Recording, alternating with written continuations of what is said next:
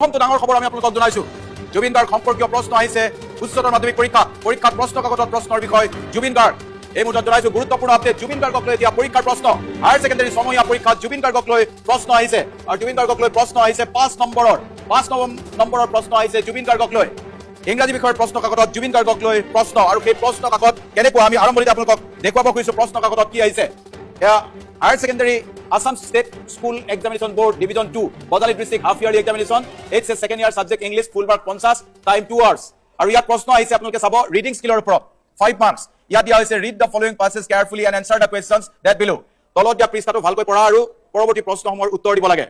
এটা সৰু টুকা দিয়া হৈছে জুবিন গাৰ্গ সম্পৰ্কত Zubeen Garg born as Jubin Borthakur on 18 November 1972 in Tura Meghalaya grew up in a musical family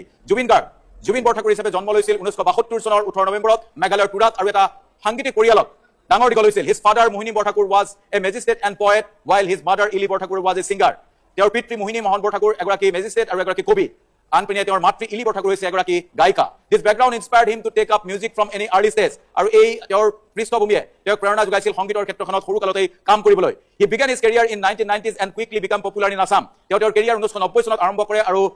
সমগ্ৰ অসমত জনপ্ৰিয় হৈ পৰে his Bollywood breakthrough came with the famous song Ya Ali from the film Gangster 2006 which earned him nationwide recognition তেওঁৰ বলিউডৰ প্ৰথমখন ছবি আছিল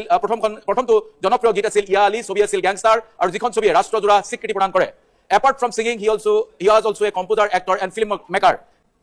গায়কৰ বাহিৰেও তেওঁ কম্পোজাৰ এক্টৰ আৰু ছবি নিৰ্মাতা in 2002 Jubin married fashion designer Gorima Soikia known for his strong voice on social and cultural issues he remained a true Assamese icon and a source of pride for the northeast 2002 বৰ্ষত জুবিন গাৰ্গে fashion designer গৰিমা শইকীয়াৰ সৈতে বিবাহ পাশত আবদ্ধ হয় আৰু তেওঁ প্ৰখ্যাত তেওঁৰ শক্তিশালী কণ্ঠৰ বাবে সামাজিক আৰু সাংস্কৃতিক বিষয়ত তেওঁৰ মতামতৰ বাবে আৰু তেওঁ বিগত সময়ছোৱাত অসমৰ এগৰাকী আইকন হিচাপে তথা উত্তৰ পূৰ্বাঞ্চলৰ এগৰাকী গৌৰৱ ৰূপে পৰিগণিত হৈছে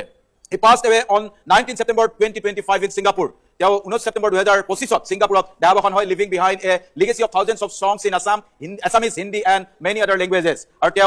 তেওঁৰ সংগীত জগতত হাজাৰ অধিক গীত অসমীয়া হিন্দী আৰু অন্যান্য ভাষাত গাই গৈছে আৰু ইয়াৰ পিছত তিনিটা প্ৰশ্ন আহিছে এই বিষয়টোক লৈ তিনিটা প্ৰশ্ন প্ৰথমটো প্ৰশ্ন what was Jubin Garg's father by profession এক নম্বৰ দিয়া হৈছে জুবিন গাৰ্গৰ পিতৃৰ পেশা কি আছিল প্ৰথমটো প্ৰশ্ন আৰু সেই প্ৰশ্নটোৰ উত্তৰ হ'ল Mohini Mohan Borthakur was a magistrate and poet দ্বিতীয়টো প্ৰশ্ন what other fields did Jubin work in apart from singing সংগীত বা গায়কীৰ বাহিৰে জুবিন গাৰ্গে অন্য কি কি ক্ষেত্ৰত কাম কৰিছিল সেই প্ৰশ্ন আহিছে আৰু সেই প্ৰশ্নটোৰ উত্তৰ আছে ইয়াতে আৰু সেই প্ৰশ্নটোৰ উত্তৰ দিয়া apart from singing he was also a composer actor and film maker এই প্ৰশ্নৰ 2 নম্বৰ দিয়া হৈছে আৰু সি তৃতীয়টো প্ৰশ্ন why is Jubin Garg remembered as a true Assamese icon এগৰাকী অসমীয়া আইকন হিচাপে কিয় মনত ৰখাটো জৰুৰী বা কিয় মনত ৰখা হয় সেই প্ৰশ্নটো আহিছে সি হিচাপে আৰু তাতো দিয়া হৈছে 2 নম্বৰ আৰু এয়া হ'ল তিনিটাকৈ প্ৰশ্ন হাফ ইয়াৰলি পৰীক্ষাত অৰ্থাৎ ছমহীয়া পৰীক্ষাত এই তিনিটা প্ৰশ্ন আহিছে জুবিন গাৰ্গক লৈ